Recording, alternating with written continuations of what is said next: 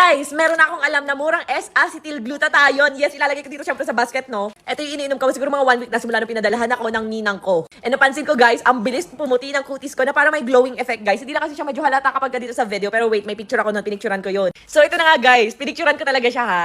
Alam niyo naman, meron akong sariling supplement ng capsule natin. Yes, meron din tayong sarili nating whitening capsule. Pero guys, simula nung trinay ko to, as in, masasabi ko na sobrang effective talaga. As in, 1 week, napansin ko na parang glowing and mabilis pumuti yung aking balat. Like, ayan o, walang filter yan, guys. Ayan o, tingnan nyo naman pati braso ko. Nasabi ko nga sa inyo, ang bilis umitim dahil nga lagi na arawan, lagi ako nakasando, lagi ako nakashort. Pero guys, simula nung tinesting ko to, ayun, the best. Yes, tulad ng sabi ko nga, umiinom ako ng whitening capsule. Pero nga guys, 1 week na, ito muna yung trinay ko. And napansin ko nga na mas mabilis yung effect niya. Kasi siguro S-acetyl kasi siya, diba? Alam niyo naman pag S-acetyl, wait lang, papakita ko dito ako sa may ilaw kasi madilim doon. Tingnan nyo naman guys, para nag-glowing yung skin.